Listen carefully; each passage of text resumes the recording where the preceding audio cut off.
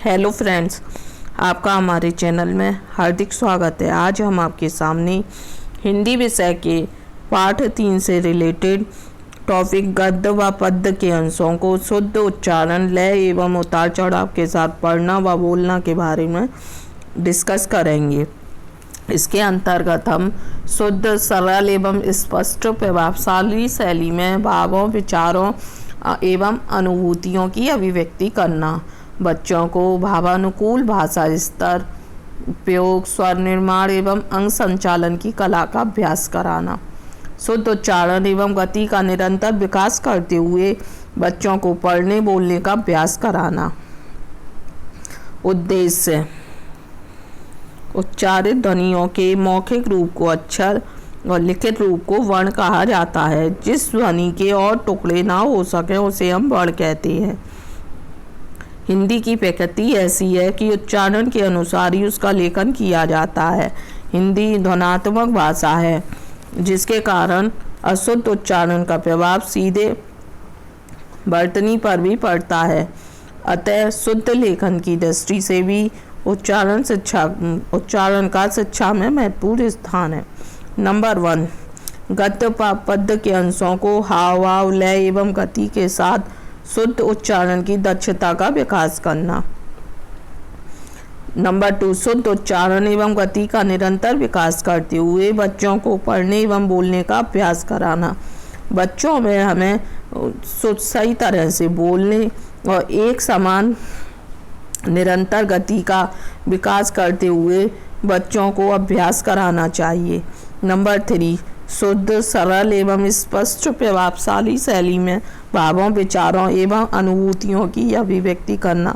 हमें बच्चों को अपनी बात को प्रभावशाली ढंग से, और जो भी गद्य है, पद्य में जो भी कविता है उसमें अपने भावों को एवं अनुभूतियों को ठीक प्रकार से अभिव्यक्ति करने की क्षमता भी विकसित करना। नंबर 4, बच्चों को भावानुकूल भाषा प्रयोग, स्वर निर्माण एवं अंग संचालन की कला का अभ्यास कराना है। उच्चारण अभ्यास द्वारा आत्मविश्वास जगाना है। डॉक्टर भोलेनाथ तिवारी ने भाषा को परिभाषित करते हुए कहा है कि भाषा उच्चारण अवयवों से उच्चारित यादृच्छिक ध्वनियों, प्रतीकों की यह संरचनात्मक व्यवस्था है जिसके द्वारा समाज विशेष के लोग आपस में विचार विनिमय करते हैं।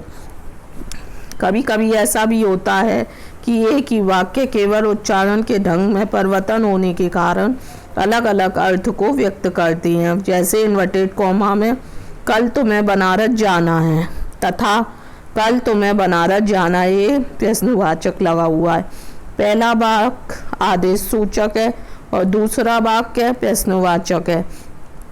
वास्तव में मनुष्य के मुख से निकले हुए सार्थक वर्णों के संयोग से बने शब्दों का उच्चारण जो दूसरे मनुष्यों को सुनाई दे उसे उच्चारण कह माना जाता है। उच्चारण के दोष के कारण: नंबर 1, हिंदी ध्वनियों एवं उच्चारण स्थानों का पूर्ण ज्ञान होना।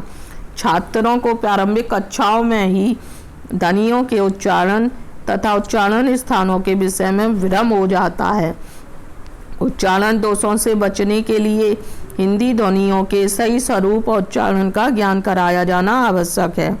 नंबर 2, उच्चारण तथ्यों के ज्ञान का अभाव। छात्रों को उच्चारण तथ्यों का समुचित ज्ञान नहीं होता है, इससे छात्र अशुद्ध उच्चारण करते हैं। नंबर 3, शारीरिक विकार। कुछ छात्र शारीरिक विकारों से ग्रस्त होते हैं और कुछ छात्रों की ध्वनि यंत्रों में विकार होता है जिससे वे शुद्ध उच्चारण करने में समर्थ नहीं हो पाते हैं। नंबर 4, परिवार में शुद्ध उच्चारण पर ध्यान न देना।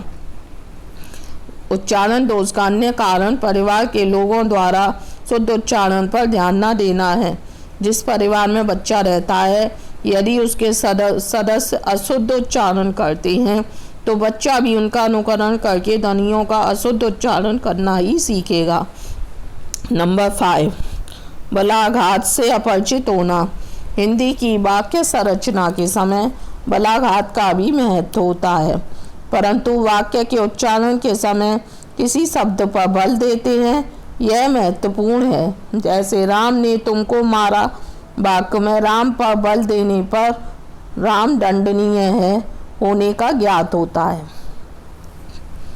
नंबर 6, गति का ज्ञान होना। छात्रों को पढ़ाते समय समुचित मात्रा में गति का ज्ञान नहीं कराया जाता है, अतः वे उच्चारण करते समय ध्वनियों का उच्चारण कभी मंद गति से करने लगते हैं, जैसे मारो मत छोड़ो, नंबर 1। नंबर 2, मारो मत छोड़ो। उपयुक्त दोनों वाक्यों के अर्थ में भिन्नता स्पष्ट है। नंबर 1 वाक्य में मारो मत बोलने के बाद थोड़ा रुकने और फिर छोड़ो बोलने पर अर्थ निकलता है कि कोई किसी से कहता है कि उसे मारो मत, बेचारे को छोड़ दो।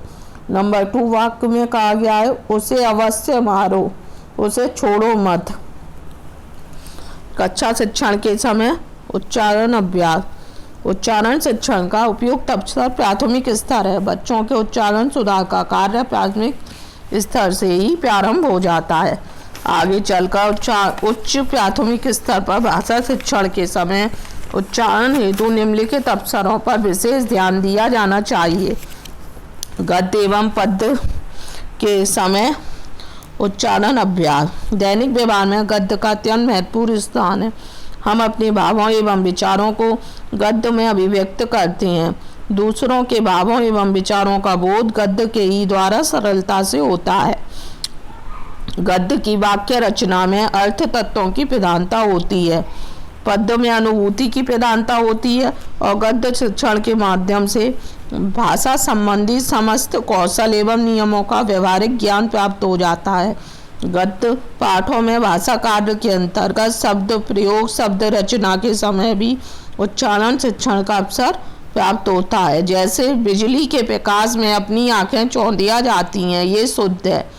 बिजुली के प्रकाश में अपनी आंखें चौंधिया जाती हैं, ये अशुद्ध है।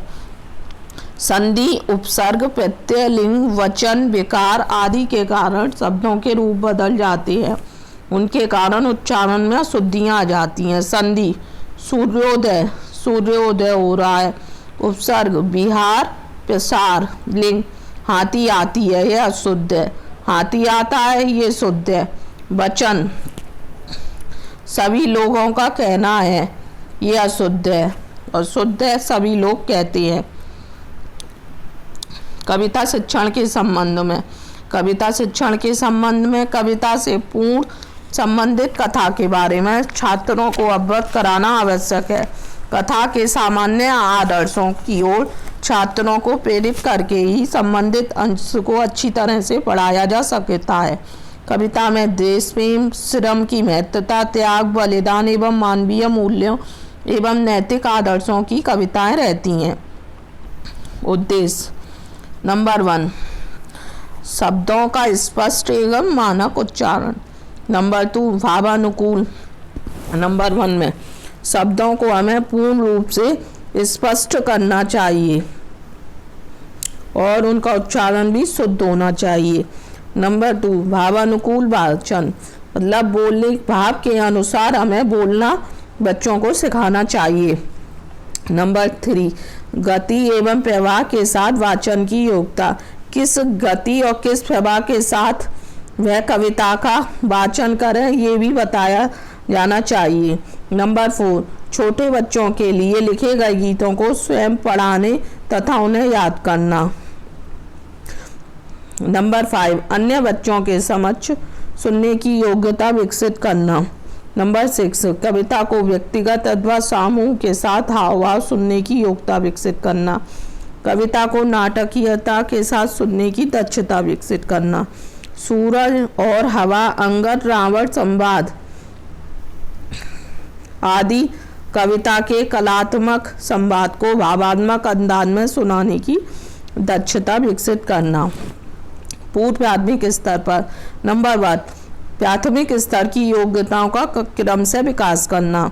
नंबर 2, कठिन शब्दों के उच्चारण का समुचित अभ्यास कराना। नंबर 3, इसी स्तर पर कविता की परख, कविता के प्रति रुचि का विकास करना। नंबर 4, उपयोगी कविताओं के चयन की क्षमता का विकास करना। नंबर 5, कविता की पंक्तियों में प्रयुक्त रस एवं अलंकार, वीर रस, शांत रस तथा उपमा एवं अनुप्रास को पहचानने की क्षमता विकसित करना। इसकी विधियाँ, नंबर वन विधि है गीत विधि। इसका सहारा प्राय छोटी कक्षाएं 1 से 3 तक की क्लास में लिया जाता है। इस स्तर पर बाल गीतों का चयन किया जाता है जिसमें लय की प्रधानता होती है। इनमें शिक्षक स्वयं स्वर और ताल के साथ गीतों को पढ़ता है और बच्चे सामूहिक रूप से उसे दोहराते हैं। ऐसे गीतों के वाचन में छात्र बड़ी रुचि के साथ भाग लेते हैं। यह विधि केवल छोटी कक्षाओं के लिए ही उपयोगी है। नंबर 2, अभिनय विधि। इस विधि का उपयोग भी प्रारंभिक कक्षाओं में अभिनय प्रधान गीतों को पढ़ाने के लिए किया जाता है।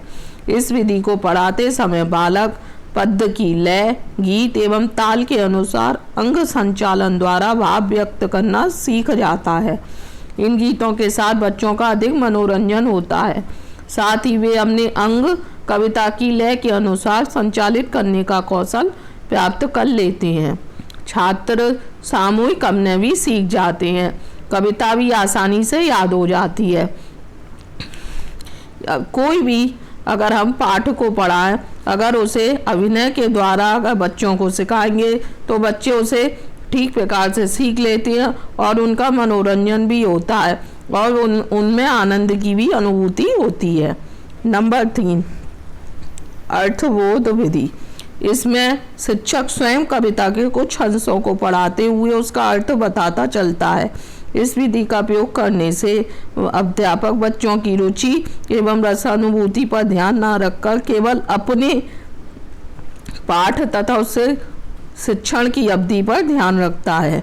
यह विधि कविता शिक्षण के लिए सर्वथा दोषपूर्ण है। फिर भी व्यवहारिक रूप में इस विधि का उपयोग जाने अनजाने में शिक्षक करते हैं। नंबर 4, खंड विधि। इसे प्रश्नोत्तर विधि भी कहा जाता है। इसमें पदों में अनेक प्रकार के विशेषणों का प्रयोग होता है। इसमें अपेक्षाकृत अधिक उलझे हुए भाव अभिव्यक्त होते हैं। इस विधि के प्रयोग में छात्रों में बराबर सक्रियता बनी रहती है। नंबर 5, व्याख्या विधि और नंबर 6 है व्यास विधि। ऊंची कक्षाओं के लिए यह ध्यान देना होगा कि बच्चा गद्य व पद्य के अंशों का शुद्ध उच्चारण, लय एवं उतार चढ़ाव के साथ पढ़ने बोलने में दक्ष हो गया है या नहीं। इसके लिए उसे कुछ शब्दों को पढ़वाकर बुलवाकर देखना होगा। कविता शिक्षण के समय ध्यान देने योग्य बात है। नंबर 1, बच्चों द्वारा सस्वर वाचन कराना। नंबर 2, बच्चों में आए भाव, सौंदर्य, विचार, सौंदर्य कल्पना की पहचान व अनुभूति। नंबर 3, प्रश्नों, कथनों, चर्चा द्वारा कविता के केंद्रीय भाव को स्पष्ट करना। नंबर 4, सबकी कविता गतिविधि कराना। नंबर 5, कुछ शब्द देकर कविता बनाने को कहना। नंबर 6, कविता की एक पंक्ति देकर उसे पूरा कराना, जैसे उड़ती जाए हरी पतंग, फिर डॉट डॉट डॉट डॉट करके उसकी पंक्ति पूरी कराना। नंबर 7, कुछ वस्तुएं, फल, फूल, विद्यालय परिवेशीय वस्तुओं पर 2-4 वाक्य बनाने को कहना। मूल्यांकन, कुछ पंक्तियों, नंबर 1, कुछ पंक्तियों का अर्थ देकर छात्रों से उन पंक्तियों को पढ़वाकर बुलवाएं। नंबर 2, अपने समूह के सभी बच्चों को कविता पढ़ाने और पंक्तियों का अर्थ कहने के लिए अवसर दिया जाए। नंबर 3, बच्चों के सतत मूल्यांकन हेतु भावबोध, अलंकारों की पहचान एवं पंक्ति देकर दूसरी पंक्ति की पूर्ति कराना। अगर आपको हमारा वीडियो पसंद आया हो तो प्लीज़ लाइक कीजिए, सब्सक्राइब कीजिए, शेयर कीजिए। बेल आइकन को प्रेस करना ना भूलना। Thank you.